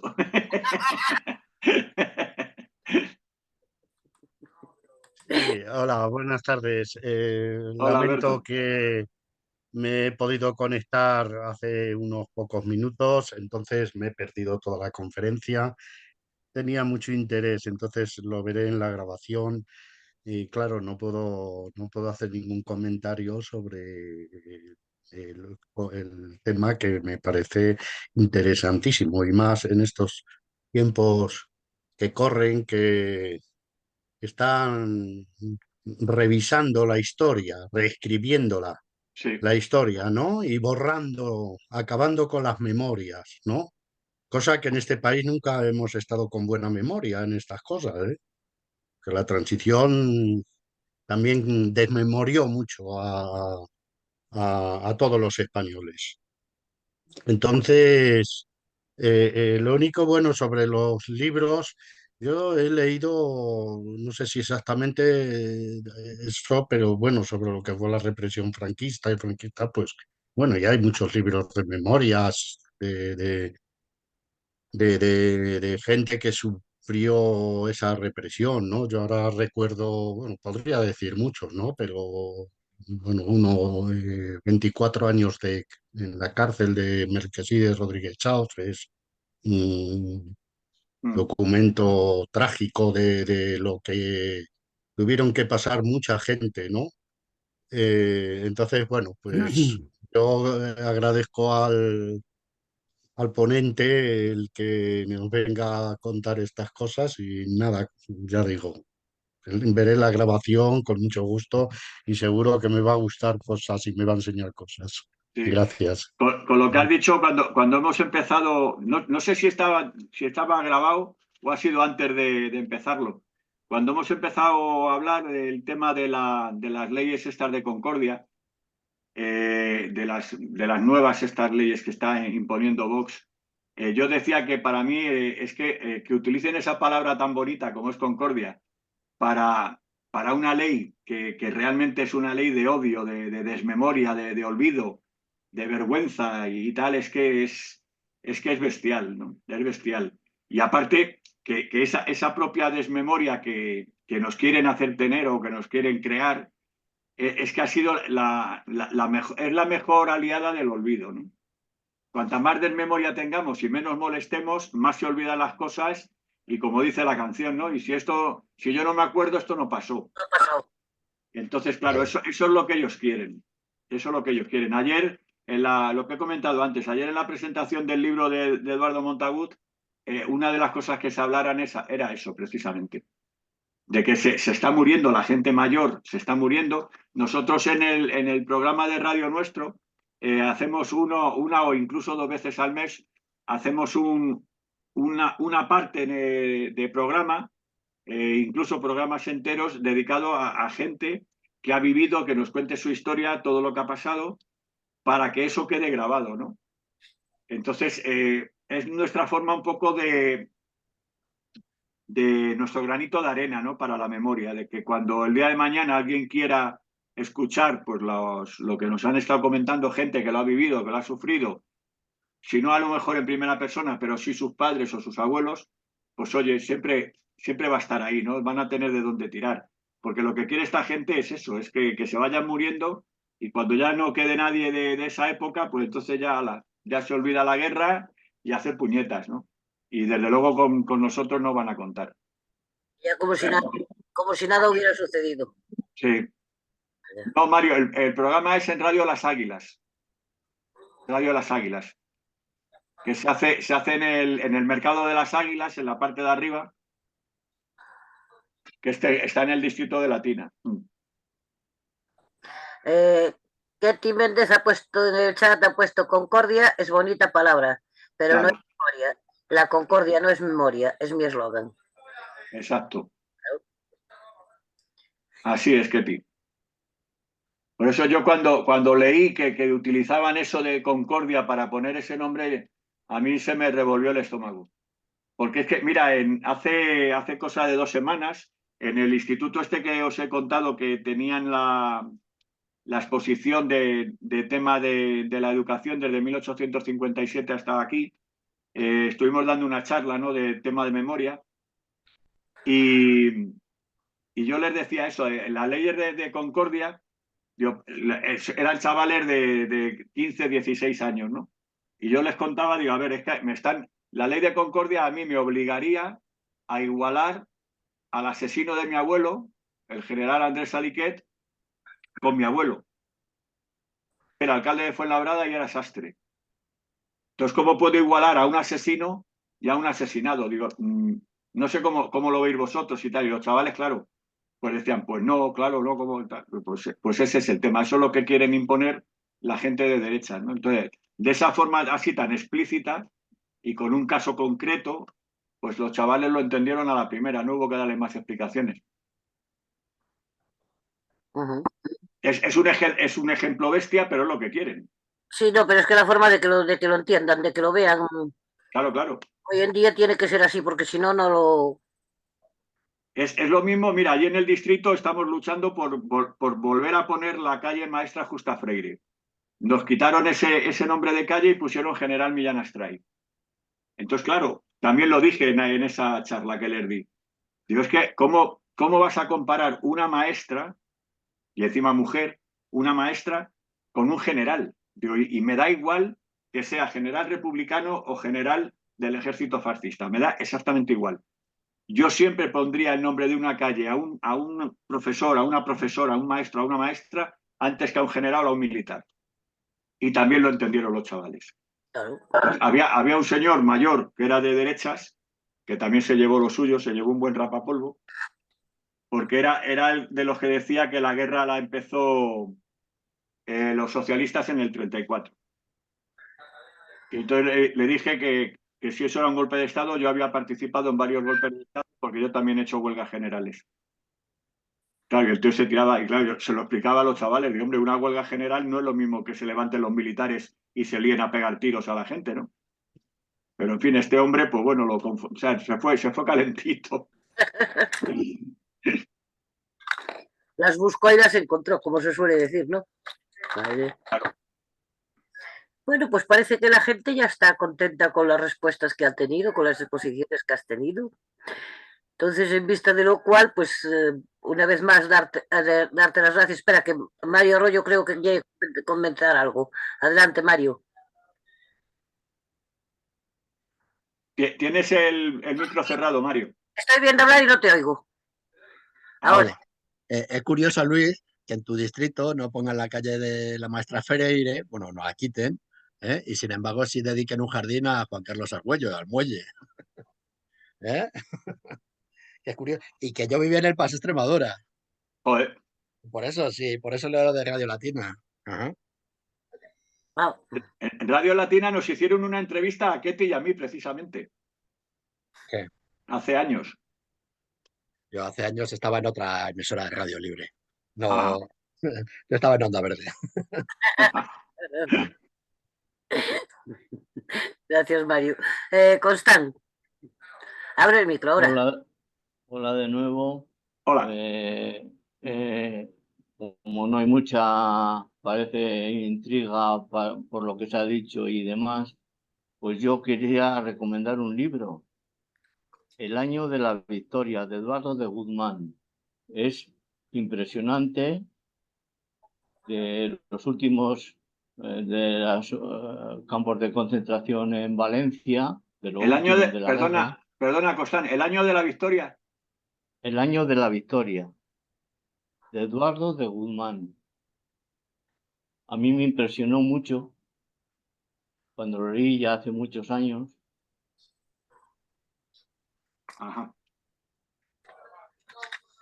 Y otra cosa, no sé si estoy equivocado, y esto no tiene que, sí, todo tiene que ver con lo del franquismo y todo eso, pero yo leí un día que la gasolina y el gasoil se lo pasaban a Franco a crédito en la Tesaco. ¿Es cierto eso? Pues sí. No te puedo dar los datos exactos, pero efectivamente es cierto. Y también cobraba muchísimas comisiones con el café y con muchísimas más cosas. O sea, la fortuna de Franco era inmensa, inmensa por todas esas prebendas que se llevaba. Sí, pero yo eso sí lo he oído. De Texaco, efectivamente. Sí. Sí, es que yo creo que aquí tenemos en Bilbao el Museo Guggenheim, sí, que para mí se hizo un museo para un cuadro que es el Guernica, y uno de los patrones del Museo Guggenheim es la Chevron Tesaco actual. Ajá. Y no sé. Es que además no sé cómo. Yo creo recordar, es que no me acuerdo ahora mismo. Yo creo recordar algo de como que Texaco fue como un aliado crucial de Franco para servir a sus aviones o algo así. Te hablo así un poco de memoria. No sé, no te puedo, no voy a hablar por hablar porque no me acuerdo exactamente, pero me suena muchísimo eso de que era lo que utilizaban o un convenio que llegó Franco con Texaco para dar ese gasoil a los aviones alemanes, algo así, ¿eh? Algo así me suena. Bueno, nada más. Gracias, Constant. Que sepáis que escribí en el chat yo el título del libro que nos acaba de decir Constant, ¿vale? Vale. Si alguien más lo quiere apuntar, está apuntado en el chat. Freitas. Continuación de lo que estabais hablando. Tesaco fue un convenio de los yanquis con Franco para dar suministro de combustible a las tropas americanas. A las americanas. A las americanas. Uno de los desembarcos que había, o punto de desembarco que había, no está ahí con nosotros, estaba muy cerca de donde vive Gonzalo Valo, en Rande, que después los famosos depósitos que había ahí bajo el nombre de Camsa, Sí. bajo el nombre de Camsa, ahí venían los buques, descargaban el combustible y después cuando ya eso se fue a través de las refinerías, porque en aquel entonces venía el combustible refinado de América, esos depósitos se utilizaron para aceite, que fue el famoso escándalo de los aceites de Rande. No sé si os acordaréis. Eso por un lado. Por el otro lado, con la fortuna de Franco y todo lo que montó Franco, desde Argentina mandaban buques enteros. Bueno, Perón, no me acordaba el nombre ya ahora de este hombre. Perón mandó buques enteros de trigo que fueron desembarcados en Portugal. De cada 8 que desembarcaban en Portugal, 2 desembarcaban en España. Los de Portugal pasaban al extraperlo. Dinero para los bolsillos de Franco. Esas eran las cuestiones. Y con respecto a lo que saltó estas cuestiones, porque lo de Tesaco lo viví casi muy directamente, porque uno de los depósitos, o sea, los depósitos donde descargaban, eran aquí, en terrenos casi militares, porque al otro lado estaba la Escuela de Telecomunicaciones de la Armada, la ETEA, y entonces coincidía todo en una zona muy escondida, muy recogida, y estaban allí los depósitos que después de una cosa saltaron a la otra y después saltaron a la otra. Y lo del trigo, que siempre se hubo aquí en la frontera, en la raya, siempre se mencionó el trigo que de Perón, los barcos que se descargaron en Portugal, en todos los puertos de Portugal, trigo que quedó en Portugal, porque se pagaba el paso del trigo en Portugal con trigo, y el resto entraba para España, pero de extraperlo, de contrabando, para extraperlar. Y así equilibrar el poco trigo o el mucho trigo que había en España y que quedara el mercado equilibrado. A los agricultores en aquel entonces me parece que le pagaban la arroba a peseta y el extraperlo pagaban a 5 pesetas. Eso por lo que tengo entendido de los antiguos. El que más hablaba del tema, porque se dedicó mucho a esto, un pariente, casado con una tía abuela, que tengo la foto de él con 100 años y que estaba aquí en casa y muchas veces contaba, porque él venía de tierras de Albacete, de la Gineta, tenía allí propiedades y al padre le quitaron parte de las tierras porque eran republicanos. Entonces decía, con el poco trigo que podíamos sacar nos pagaban el trigo y las lentejas, porque él hacía referencia al trigo y a las lentejas. El trigo y las lentejas era con lo que podíamos vivir. Pero a pesar de todo, él se tuvo que marchar para Cataluña a trabajar a Gerona porque no podía mantener la familia. O sea que historias de aquel entonces. Sí, el extraperlo, pues mira, sería también un programa interesante, el extraperlo. No, el extraperlo había historias muy... Mi padre de pequeño hacía extraperlo con el pan. Sí. O sea que con el bacalao, se subía bacalao para la montaña, y de la montaña se bajaban patatas y se bajaba carne seca y se bajaba muchas cosas, historias que había. Y con respecto a lo que hablábamos de la juventud, desde los años 80, lo que decías tú, no los profesores no informan, es que los libros tampoco. Y yo acuso muchas veces, y he acusado, y hay gente aquí que me han oído decir, que nosotros, la generación que venimos de los 60 y de los 50, hijos de republicanos, como en mi caso, muchos de nosotros somos culpables de que eso haya sucedido. Porque al dejar delegar la culturización de nuestros hijos en los profesores, la hemos complicado. Sí, totalmente de acuerdo contigo. Totalmente de acuerdo contigo. Además, hay dos tipos de familias.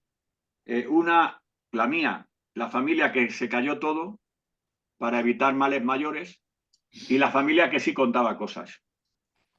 Entonces, en el caso de mi familia, mi padre decidió no contar nada, el abuelo murió en la guerra y punto. Hasta que nos enteramos que había sido fusilado. Eso no es morir en la guerra. Eso es ser asesinado. Yo me he enterado de muchas cosas de la familia porque nos escondíamos para oír lo que hablaban. Claro. Y si cuando te veían decían que hay ropa tendida. No, porque mi padre fue paliza tras paliza, que le metían la policía, condenado a recoger mierda aquí en la ciudad, porque cuando llegó del frente, o sea, fue condenado al frente para librarse de ser fusilado.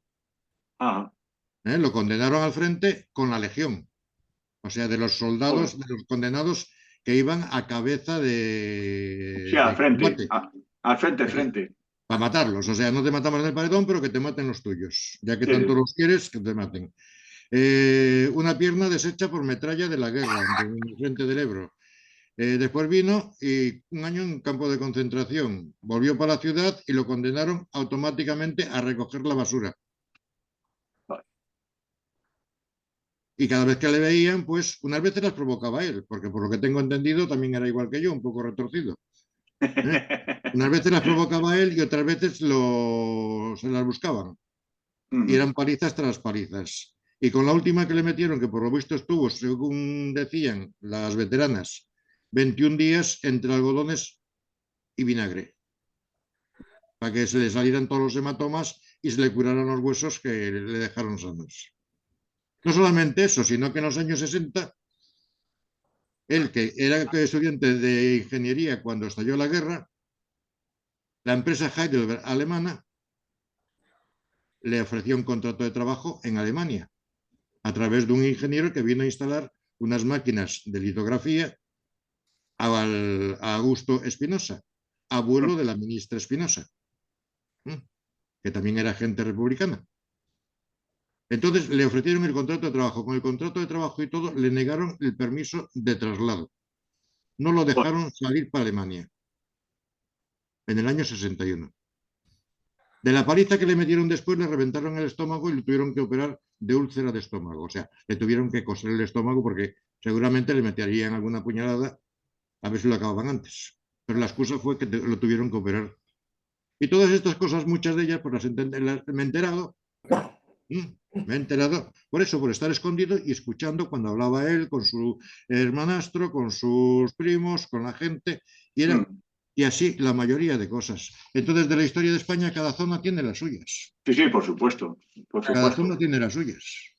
Porque aquí, por hablar, podemos hablar barbaries de lo que hemos oído.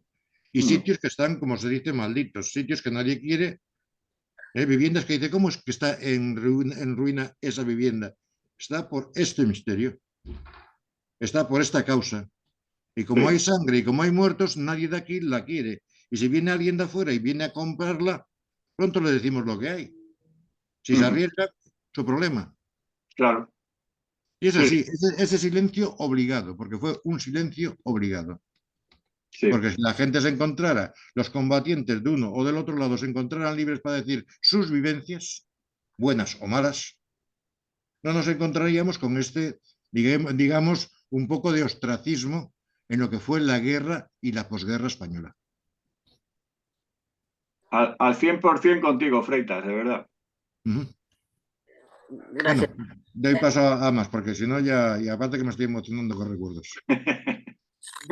A ver, Mario puso, creo que es Antonio Maestre, quien en uno de sus libros hace una relación de empresas que colaboraron con los golpistas, y creo recordar que estaba Texaco y otra petrolera americana. Y Luis pone Franquismo S.A., es el título del libro. Sí. Y Francisco Crespín Gómez pone, un saludo compañero Fernández, por todo lo dicho y escuchado, gracias a todas y a todos los participantes.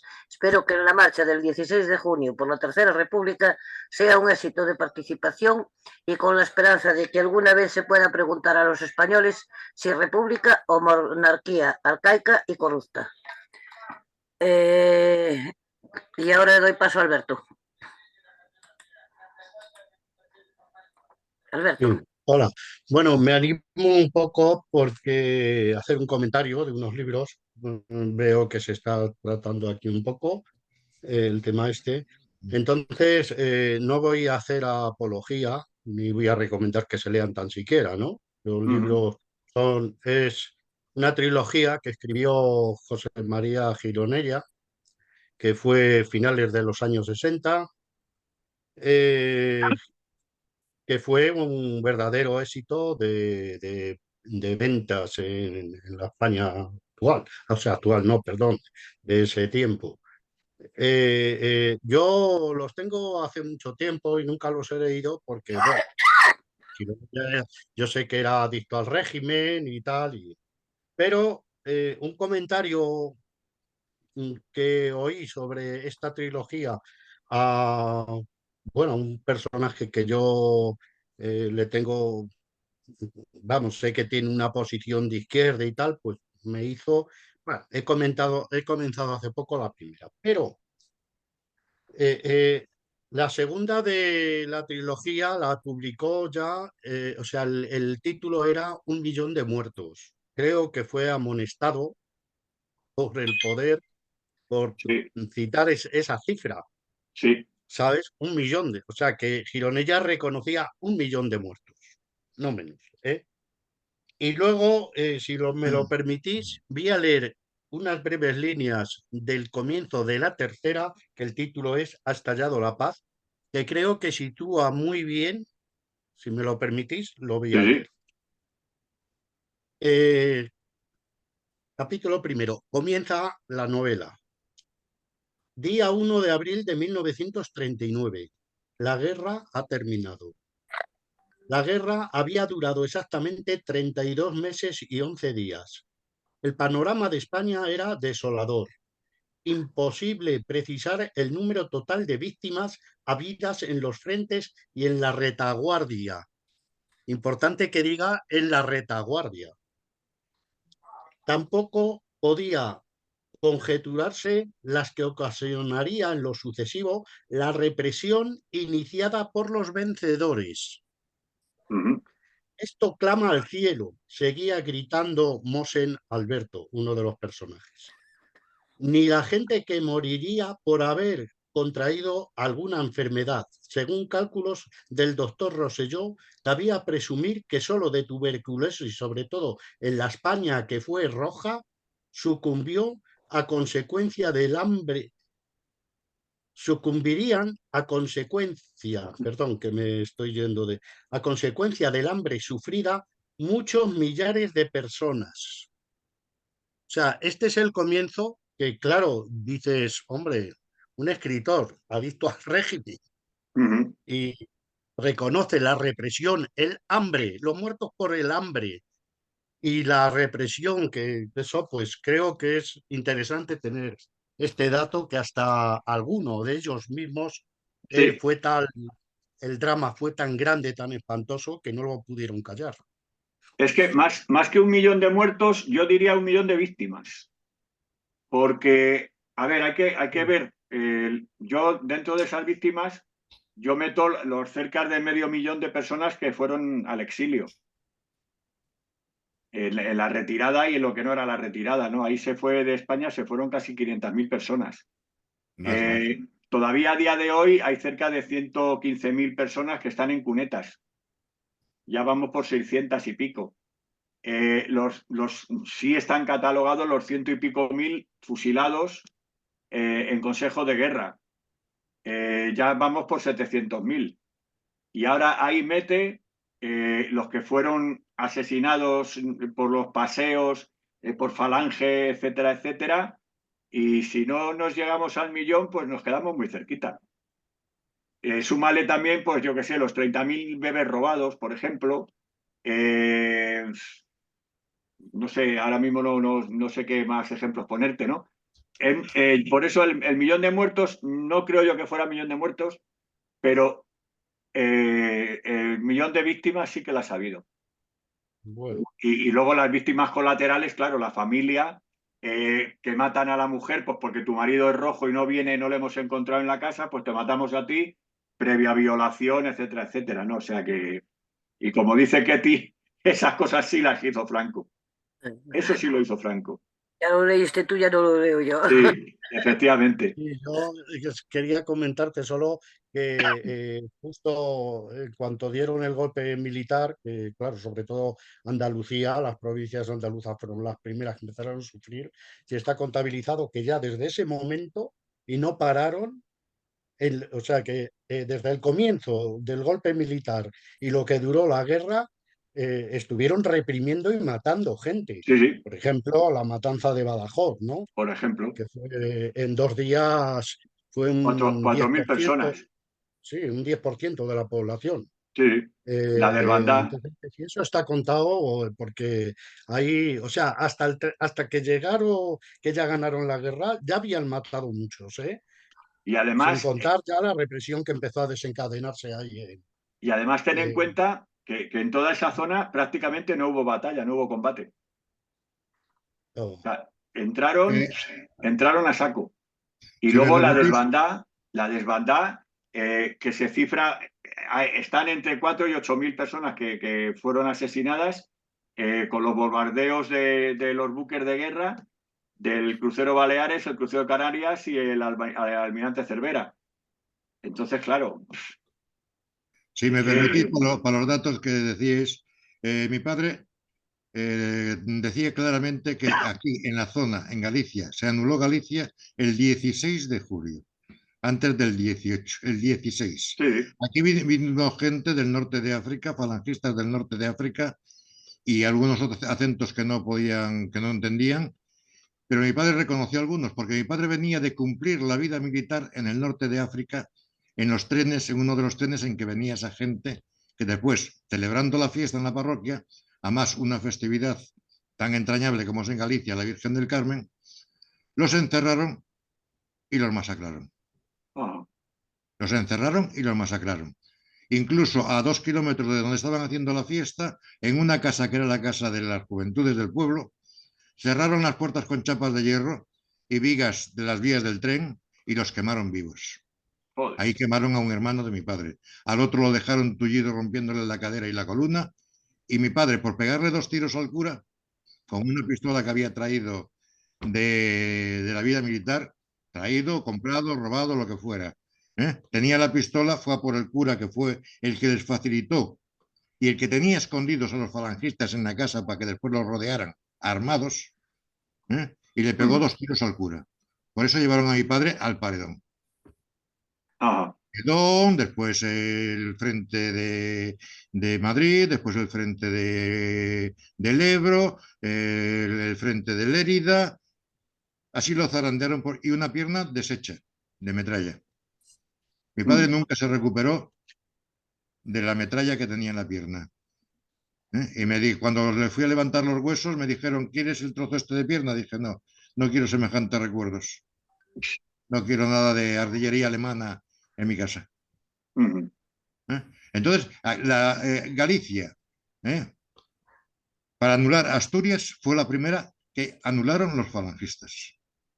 Y aquí fue una masacre entre carabineros asturianos que había aquí en la línea de la frontera, como hoy en día honramos sus monumentos, porque los honramos, que los mataron a sangre fría, como si fueran conejos. Fueron a por ellos por los cuarteles, los sacaron y en las paredes de los cementerios los mataron. Mi bisabuelo, por ayudar a 3, cuando oyeron los disparos, fueron al cementerio, pudieron sacar a 3 y llevarlos para la casa. Alguien chivató, les embargaron los bienes. Alguien deseaba los bienes de mi bisabuelo. O sea, fueron muchas cosas que en cada zona puede contar. Pero aquí, en concreto, en Galicia, la masacre que hubo de gente fue entre el 16, 17, 18 y 19 de julio. Gente que intentaban escapar en barcos que fueron quemados vivos dentro de los barcos, otros fueron fusilados. Bueno, leyendas hay muchas. No, pero es que además en muchos lugares de España, lo que he dicho antes, es que no hubo ninguna batalla ni nada. O sea, es que entraron a saco matando directamente. Matando. Aún hoy es el día que en la zona portuguesa recuerdan el 16 de julio de 1936 como el día que el río Miño bajó de rojo. Fíjate. El río Miño bajaba tintado de rojo, de la sangre de la gente que habían matado en la zona de Orense, zona de Rivadavia, Arnoia, Arbo, la zona donde era él, Las Nieves, y ya a partir de ahí, Tui, Salvatierra de Miño, Tui y en La Guardia. Y para más Inri, en La Guardia, 2 campos de concentración que dejaron después. Uno en un convento de jesuitas en el mismo pueblo de la ciudad, de La Guardia, y otro en un convento de Santa María de Olla a 8 kilómetros. Que por cierto, Fue a visitarlo el señor Abascal y tuvo que ir la Guardia Civil porque si se llegan a descuidar un poco más, no sale vivo de allí. Joder. Pues una lástima que no. Sí, una lástima sí, que saliera. sí, porque Hugo fue a comer en un restaurante y hubo quien lo reconoció y porque iba con el hijo. El hijo o los hijos, no sé si tiene uno o dos. Uno sí. Y ya no que se quisieron enfrentar a él. Cuando él abrió la boca, fue cuando le pararon la boca y le dijeron lo que pasó ahí abajo. La gente de aquí de esta parroquia sabe la cantidad en noche, la cantidad de pan que tuvieron que meter por los tejados del convento para que esa gente no muriera de hambre y no fueran a comer algas y a beber agua salada a la orilla del convento, porque el convento está justamente en la orilla del mar. Y se montó Sí. que tuvo que acudir la Guardia Civil, tanto de la Guardia como de Bayona, a escoltarlo porque iban a por él. Y le perdonaron porque iba con el hijo. O sea, son muchas cosas y muchos rencores y muchos traumas. Sí. Muchos traumas. No solamente mi padre estaba traumatizado, que ese trauma nos ha pasado también a los demás. Hay cosas hay momentos y cosas que a mí me pesan. A mis 70 años me pesan. Tú ten en cuenta que la memoria le pertenece al pueblo. Ya. Entonces... Y que pases por un sitio y veas una serie de señales y de cosas, y yo que soy persona bastante conocida, por mi padre, más bien, y me ven y dicen, coño, y la gente mayor, alguna desfoga conmigo. Esto y esto, coño, y pasó, Sí. pero tenemos que estar callados. No podemos decir ni siquiera, mira a ver si puedes tú escribir, mira tú si puedes denunciar, mira tú si puedes hablar de ello en algún momento. Esa es la cuestión. Desde luego. Si nosotros lo bueno que tenemos es que memoria tenemos, lo que nos falta es justicia. Es el problema. Es el En problema, fin. grande problema. Bueno, son las 8. Sí. Yo no quiero molestar más, ¿eh? Muchas gracias, Freitas. Vamos a ver, darte las gracias, Luis, que como siempre es un placer escucharte, por la forma que nos explicas las cosas que haces que sean comprendidas fácilmente y que haces que consigues que todos tengamos interés en los temas que nos planteas. Entonces, darte las gracias una vez más. Gracias a vosotros por aguantar las chapas que os meto. Que sigues teniendo las puertas abiertas para sucesivas ocasiones, que siempre serás bienvenido. Y recordaros a todos y a todas que la próxima semana pues finalmente tendremos con nosotros a María Asun Rodríguez Rasa, que es la presidenta del primer cohousing de viviendas colaborativas de Asturias, y nos vendrá a dar la videoconferencia con el título Otra manera de vivir, cohousing axúntase. ¿Vale? Entonces, el próximo viernes que sepáis que contaremos con María Asun, ¿vale?